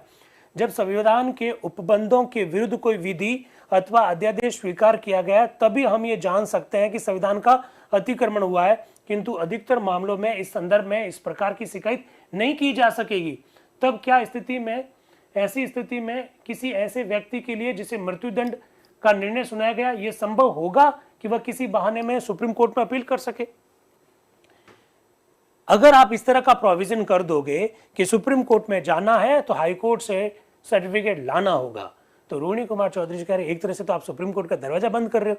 बेचारे किसी व्यक्ति को मृत्युदंड की सजा सुना दी और उस व्यक्ति को सर्टिफिकेट नहीं मिला क्योंकि वो ये साबित नहीं कर पा रहा है कि संविधान का अतिक्रमण हुआ, तो ऐसी स्थिति में तो उसका क्या होगा? ऐसा रोहिणी कुमार चौधरी जी प्रश्न सुप्रीम कोर्ट के संदर्भ में उठा रहे हैं। ये बात भी अपने को मालूम होनी चाहिए।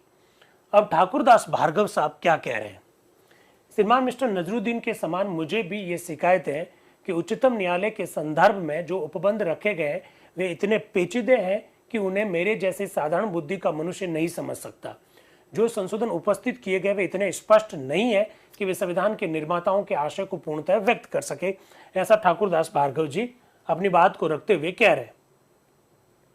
एक्चुअली में आज जितने भी जो अनुच्छेद है उसमें 75% अनुच्छेद वह है जो कोर्ट से जुड़े हुए। एक तो इनको लिंक शेयर कर दो भाई,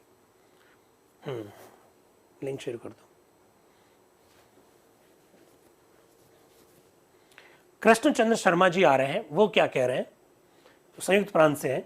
श्रीमान मैं मिस्टर नजरुद्दीन अहमद के संशोधन का विरोध करने के लिए उठा हूं। इस अनुच्छेद की योजना वही है जो भारत शासन अधिनियम 1935 की थी। ऐसा कृष्णचंद्र शर्मा जी कह रहे हैं कि हम इस प्रकार की लैंग्वेज क्यों जोड़ रहे हैं जो 1935 के अधिनियम में थी। ऐसा कौन कह रहे हैं? कृष्णचंद्र शर्मा जी कह रहे हैं। इसके बाद में आते हैं प्रोफेसर सिब्बल लाल सक्सेना जी। प्रोफेसर सिब्बल लाल सक्सेना, शेयर कर दो लिंक। मैं इस अनुच्छेद का विरोध करना चाहता हूं और वह एक वकील के दृष्टिकोण से नहीं बल्कि एक ऐसे व्यक्ति के दृष्टिकोण से जिसको लोगों की व्यवहार संबंधी स्वतंत्रताओं से प्रेम है। मेरे मित्र मिस्टर नजरुद्दीन अहमद और भार्गव ने संविधान का निर्वचन शब्द को निकालने के लिए बहुत ही पुष्ट तर्क उपस्थित किए। श्री अल्लादी ने अभी भी हमें मुकदमेबाजी बढ़ जाने की चेतावनी दी है और वास्तव में उनके तर्क से सहमत ना होना कठिन है। ये सभी की इच्छा है कि लोग मुकदमेबाजी में ना पड़े। मुझे पूरी आशा है कि वर्तमान न्याय प्रणाली को तुरंत ही बदल दिया जाएगा और उसका स्थान एक ऐसी प्रणाली ले लेगी जिससे कि लोगों को थोड़ा सा धन व्यय करने पर भी तुरंत न्याय मिल जाएगा। ऐसा प्रोफेसर सिब्बल लाल सक्सेना जी कह रहे हैं। अब फ्रैंक जे एंथोनी, आपने नाम सुना होगा। 9 दिसंबर 1946 को जब संविधान सभा की पहली बैठक हुई, पहली बैठक के दिन डॉक्टर सच्चिदानंद सिन्हा जी ने जब संविधान सभा के अस्थायी अध्यक्ष के रूप में जब कार्यभार संभाला था, उस दिन डॉक्टर सच्चिदानंद सिन्हा जी ने अपने कार्यों में मदद करने के लिए फ्रैंक जे एंथोनी साहब को संविधान सभा में उपसभापति के पद पर मनोनीत किया था। ये फ्रैंक जे एंथोनी वही है। लोकसभा में कई बार वो एंग्लो इंडियन मेंबर के रूप में मनोनीत भी हुए, ये भी आपको मालूम होना चाहिए। वो क्या कह रहे हैं, वो मध्य प्रांत और वहां के हैं, मध्य प्रांत और बरार के। श्रीमान, मैं इस वाद अनुवाद में भाग नहीं लेना चाहता था, किंतु मेरे मित्र पंडित ठाकुरदास भार्गव के भाषण को सुनकर मेरी इच्छा हुई कि मैं भी कुछ कहूं। मेरे विचार से उनके दृष्टिकोण पर कोई आपत्ति नहीं की जा सकती है, और यदि हम इन उपबंधों को यथेष्ट रूप देना चाहते हैं तो हमें उसे स्वीकार करना ही पड़ेगा। ऐसा फ्रैंक जे एंथोनी साहब अपने उद्बोधन के अंतर्गत कह रहे हैं। इसके बाद में पीके सेन साहब, जो कि बिहार से हैं, वो क्या कह रहे हैं, श्रीमान, इन अनुच्छेदों का उद्देश्य स्पष्ट है। अनुच्छेद 110 उन विशेष मामलों के संदर्भ में जिसमें संविधान के निर्वचन का प्रश्न अंतर्गत हो, उसमें अपील करने का प्रावधान करता है। और अगर आप लोगों ने भारतीय संविधान का अनुच्छेद 134 पढ़ा है, 135 पढ़ा है, 136 पढ़ा है, तो आप वहां पर एक SLP, जिस प्रकार के शब्द स्पेशल लीव पिटीशन जैसे हम लोग कहते हैं, विशेष याचिका जो कहते हैं, उसका उल्लेख करते हुए पीके सेन साहब आपको दिखाई दे रहे हैं। तो ये सब बातें बहुत महत्वपूर्ण हैं जो आपके सामने रखी गई है। और अब इस विषय पर चर्चा चल रही है कि भाई इतने मामलों में मृत्युदंड की सजा सुनाई गई और किन मामलों में सुप्रीम कोर्ट में अपील की गई, सुप्रीम कोर्ट में अपील करने पर कितने लोगों को राहत मिली, इस प्रकार के मुद्दों पर चर्चा चल रही है संविधान सभा के अंतर्गत। तो बहुत महत्वपूर्ण विषय है, थोड़ा कठिन जरूर विषय है, जिसके बारे में संविधान सभा के एक मेंबर ने यहां तक कहा कि ऐसा विषय में प्रवेश करने चाह रहा हूं जो देवदूत भी उसमें प्रवेश करने से डरते हैं। जब इस प्रकार की बात चली रही है तो संविधान सभा के एक मेंबर है लक्ष्मीकांत मैत्र, वो भी बोल रहे हैं कि किस तरह से लोग सुप्रीम कोर्ट में अपील के लिए आते हैं। वो जब अपनी बात को रख रहे होते हैं तो बात रखते रखते वो कह रहे हैं, हम उन्हीं की भावनाओं को स्वीकार करते हैं और हमने ये शिक्षा ग्रहण की है कि भले ही 1 दर्जन बदमाश लोग छूट जाए लेकिन निर्दोष व्यक्ति को सजा नहीं मिलनी चाहिए, इसलिए सुप्रीम कोर्ट में अपील का प्रोविजन होना चाहिए। जैसे ही वो एक शब्द बोलते हैं, बदमाश व्यक्ति भले ही छूट जाए लेकिन निर्दोष को सजा नहीं मिलनी चाहिए, तब महावीर त्यागी जी, संविधान सभा के एक मेंबर है, वो कह रहे हैं सर ऑब्जेक्शन है मुझे, इन्होंने बदमाश शब्द बोल दिया यहाँ पर, और बदमाश एक असंसदीय शब्द है, ऐसा वो कहेंगे। अब देखिए हमारे संविधान सभा के सदस्य क्या गजब के हैं, क्या तर्क देते हैं। उन्होंने कहा बदमाश शब्द जरूर मैंने बोला है, बदमाश शब्द असंसदीय नहीं है। अगर मैं संसद के किसी सदस्य को बदमाश कहता हूं तो वह असंसदीय है। क्या बात कही, जरा देखिएगा। श्रीमान, बदमाश शब्द संसदों उचित नहीं है। तो लक्ष्मीकांत मैत्र क्या कहते हैं, मेरे मित्र को यह ज्ञात होना चाहिए कि इस शब्द मात्र के लिए यह नहीं कहा जा सकता है कि यह संसदों उचित नहीं है। जब यह शब्द किसी सदस्य के लिए प्रयोग किया जाता है तब यह कहा जाता है कि यह असंसदीय है। इस प्रकार की भाषा, इस प्रकार के तर्क वितर्क संविधान सभा में हो रहे हैं, आप देख सकते हैं। अब आ रहे हैं KM मुंशी जी, जो कि बंबई से हैं। अध्यक्ष महोदय, मेरे माननीय मित्र मिस्टर एंथोनी ने कहा कि यह अनुच्छेद उन लोगों को लाभ पहुंचाने के लिए उपस्थित किया गया है जो वकालत करते हैं। इसका वो जवाब दे रहे हैं एक्चुअली में, और वो फिर आंकड़े भी बता रहे हैं कि क्यों ये अनुच्छेद महत्वपूर्ण है और हमने सुप्रीम कोर्ट में अपील करने के संदर्भ में सर्टिफिकेट का प्रोविजन हमने क्यों किया है। क्योंकि हर कोई व्यक्ति अगर हाई कोर्ट से सीधा सुप्रीम कोर्ट चलने लग जाएगा तो सुप्रीम कोर्ट के ऊपर तो बर्डन बढ़ जाएगा।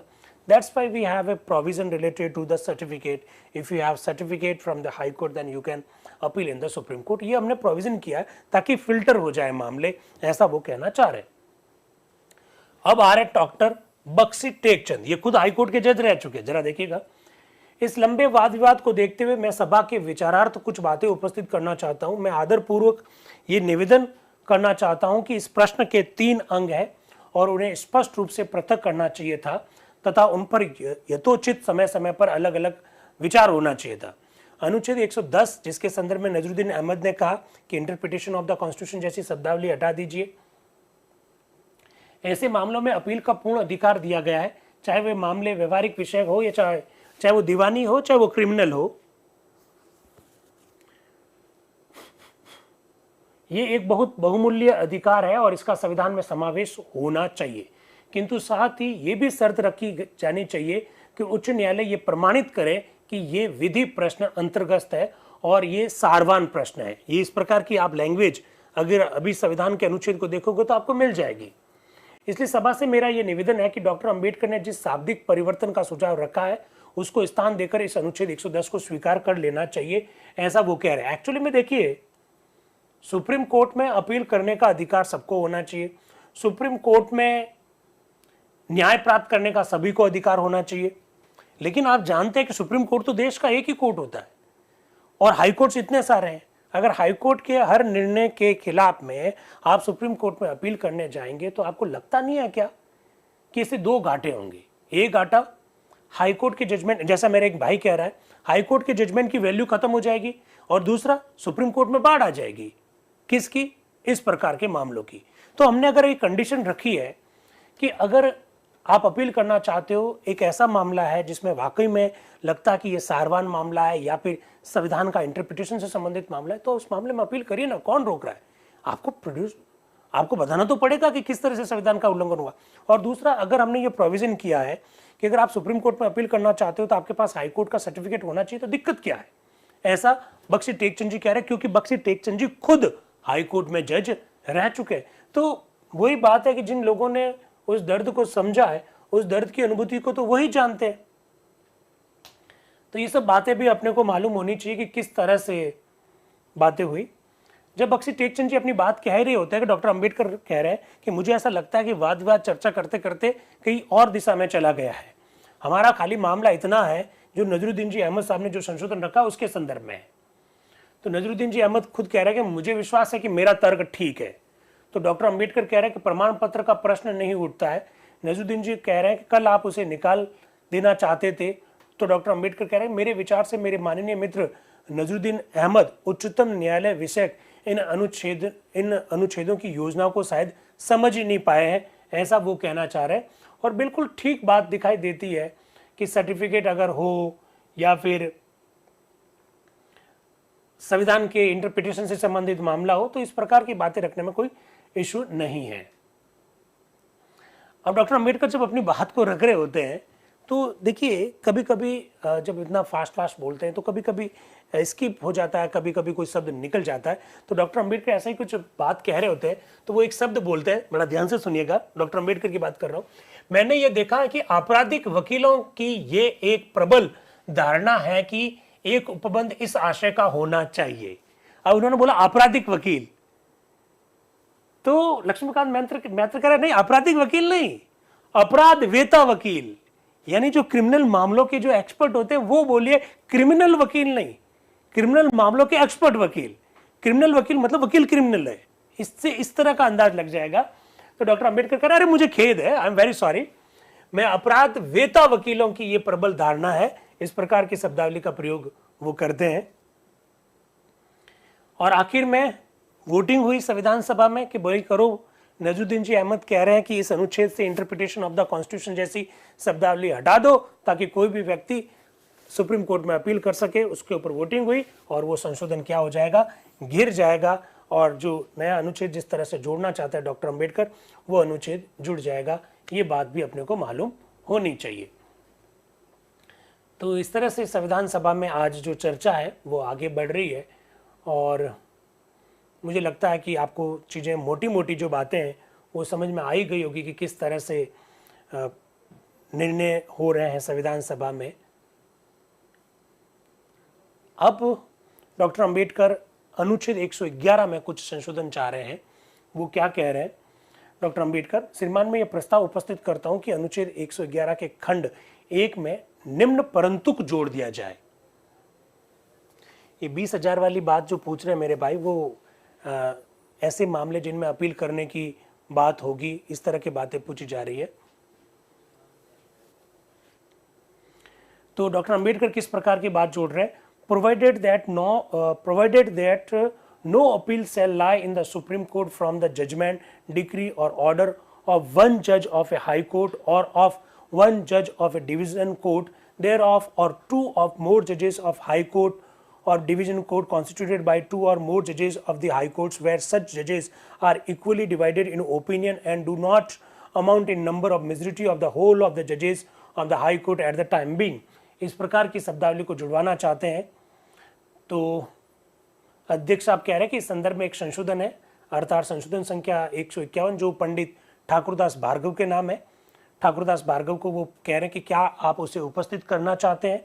तो ठाकुरदास भार्गव कह रहे हैं जी नहीं श्रीमान, मैं उसे उपस्थित नहीं करना चाह रहा हूँ।